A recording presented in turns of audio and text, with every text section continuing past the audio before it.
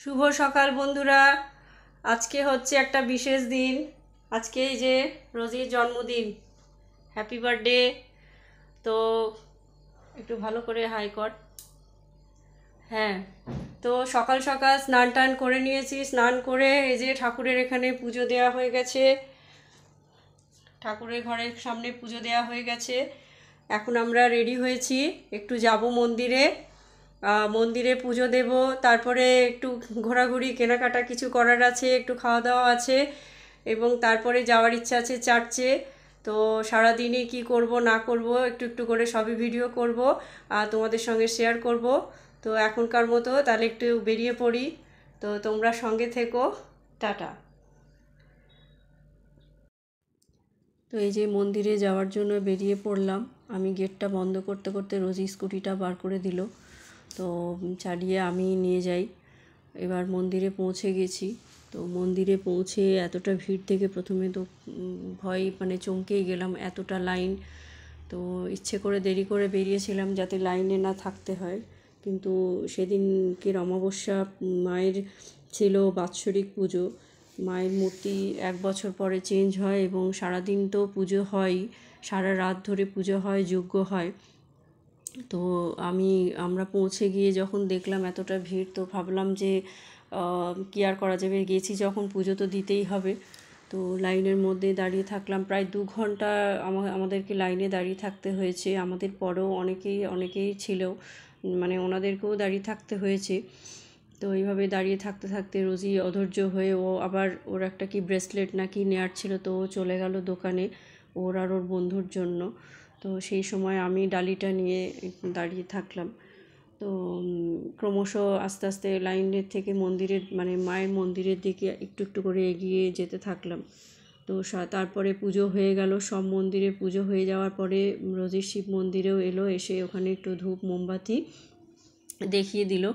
কারণ ওখানে অনেক রকম ঠাকুরেরই মন্দির, শুধুমাত্র আমাদের ভিরিঙ্গি মা তারা মায়ের মন্দিরই নয়, তার সঙ্গে বজরংবলী, গণেশ, শিব যেভাবে সব মন্দিরে সাজানো থাকে সেইভাবে অনেকটা জায়গা জুড়েই সমস্ত ঠাকুরের মূর্তি।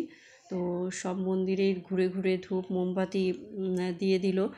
তারপরে শিব মন্দিরে এবার এত মোমবাতি কোথায় মোমবাতিটা বসাবে আর বুঝতে পারছে না, যা হোক করে মোমবাতিটা রাখা হলো। তো পুজোটা শেষ হলো। এবার এতই খিদে পেয়ে গেছিলো, সকালের থেকে কিছুই খাওয়া হয়নি। আর শনিবার যেহেতু নিরামিষ খাই, তো সামনেই একটা রেস্টুরেন্ট, ওখানে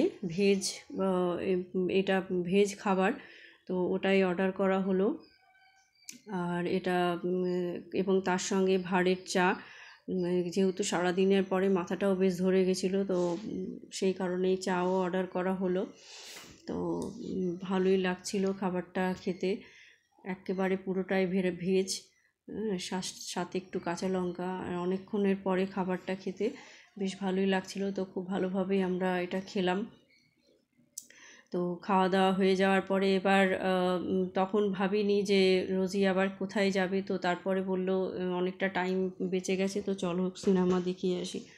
তো সেই কারণে এবার আমরা যে মন্দিরে গেছিলাম সেখান থেকে একটা মলের সামনে সিনেমা হল, তাই জন্য ওখানে যাওয়া হলো। সিনেমা শেষ হওয়ার পরেই বেরিয়ে এসে গেমের কাউন্টার, তো আমাকে ডাকছে চলো গেম খেলবে। তা আমি খুব একটা এগুলোতে ইন্টারেস্ট ছিলাম না, আর আমার সারাদিনের পরে মাথাটাও ধরে গেছিলো। তো আমি ঘুরে ঘুরে দেখছিলাম আর ও খেলছিল, সব টেমগুলো খেলে। তো ভালোই এনজয় করি। তো এই যে সারাদিনের পর ঘোরাঘুরি করে এসে এখন কেক নিয়ে আসা হয়েছে। এই হচ্ছে রোজির বার্থডে কেক, একটু সুন্দর করে সাজানো হলো। এই যে দেখো বন্ধুরা, আর এগুলো এই বুকগুলো কিনেছে, এগুলোর বার্থডের গিফট। আর এই যে সান্টা বাবা রেডি, রোজিও রেডি। তো এখন কেক কাটা হবে। আর আমাদের পাশের পুকু আছে, ওকে একটু ডেকে নিয়ে আসি। সান্টা বাবা দেখ, এই সান্টা বাবার জন্য একটা গিফট নিয়ে এসেছিলাম। ঠিক আছে, তো চলো এবারে তাহলে কেকটা কাটা হোক। নাও ওই ফোনটা দিস, তাতে আসো রোজি দিদি কেক কাটবে, চলে আসো। তো রাতের খাওয়া দাওয়া কমপ্লিট হয়ে গেছে, কিছু কাজকর্ম বাকি আছে, সেগুলো সেরে নেব। আর সারাদিন এতটাই ঘোরাঘুরি হয়েছে, প্রচণ্ড টায়ার্ড লাগছে।